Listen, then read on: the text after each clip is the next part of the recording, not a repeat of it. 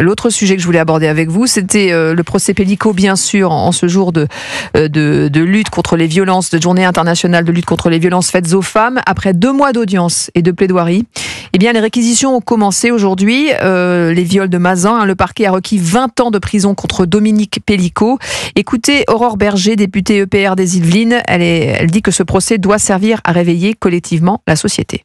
C'est un échec collectif, ça c'est une certitude, parce que en fait Mazan, ça contient en interne de ce procès la plupart de ce qu'on dénonce en fait sur la question des violences sexuelles. Si on connaît quelqu'un qui a été victime, c'est qu'on connaît sans doute aussi dans nos entourages professionnels, familiaux, sociaux, des gens qui ont commis ces violences. Et ça c'est tellement insupportable à entendre et même insupportable à dire qu'on veut en permanence le tenir à distance. Il faut plus qu'on le tienne à distance. Si après le procès de Mazan, si le courage de Gisèle Pellico ne nous réveille pas collectivement, alors je ne sais pas ce qu'il faudra, et j'espère sincèrement qu'on dit il y aura un avant-après, que là, réellement, ce sera le cas et qu'il y aura unanimité là-dessus. Voilà, Aurore Berger, députée et ancienne ministre déléguée à l'égalité entre les femmes et les hommes, qui dépose d'ailleurs aujourd'hui une proposition de loi pour abolir la prescription au civil pour les victimes mineures de violences sexuelles. Est-ce que ce procès, Olivier d'Artigol, marque un tournant dans la lutte contre les violences faites aux femmes ? Nous verrons si le procès Pellico a un effet de souffle comparable au mouvement MeToo.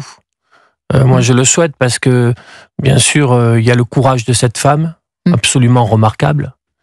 Et puis, il y a quand même, à l'échelle de notre société, des choses à encore faire bouger culturellement. Notamment sur la question du consentement. Je ne sais pas si vous avez vu la ligne ça, de c'est défense vraiment des 51 co-accusés, disant qu'ils pensaient bénéficier d'un consentement implicite puisque Madame Pellico ne s'était pas exprimée, ou même un consentement par procuration donné par le mari. Ce qui a mené ces co-accusés à dire « je reconnais les actes, mais pas l'intention ». Donc si ça peut y compris faire juridiquement évoluer la notion du viol, ce sera quelque chose de très important, mais intégrant en effet cette notion du consentement.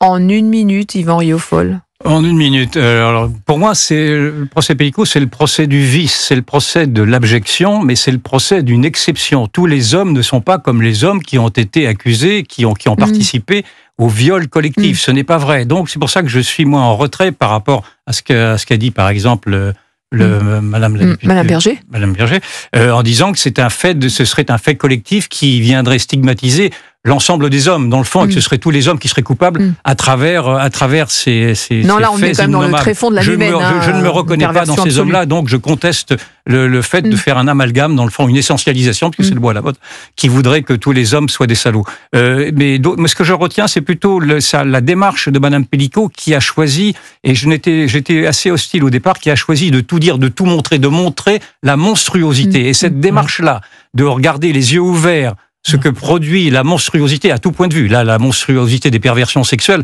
mais ça peut être des monstruosités d'autre part. Cette démarche-là de ne plus vouloir se réduire à l'omerta, de se réduire à l'aveuglement, de se réduire à des circonvolutions, me paraît très intéressante. Merci beaucoup, Yvan Rioufol. Merci beaucoup, Olivier d'Artigol. C'était passionnant. Et évidemment, on continue à débattre et à poursuivre les débats toute la journée dans nos différentes émissions, notamment ce soir avec Pierre de Villeneuve et toute son équipe dès 19h. Merci à tous et à demain 13h. Merci Céline, c'était Céline Girod sur Europe 1. Et notez que Sonia Mabrouk vous donne rendez-vous dans Europe 1 matin pour la grande interview CNews Europe 1, des entretiens sans concession tous les matins en direct. Notez bien l'heure, c'est à 8h10 sur Europe 1. Et demain, Sonia Mabrouk reçoit Christian Estrosi, maire de Nice et vice-président d'Horizon. D'ici là, passez une excellente après-midi à l'écoute d'Europe 1, bien évidemment. Et Christophe Ondelat dans un instant, 14h-15h, c'est On de la raconte sur Europe 1.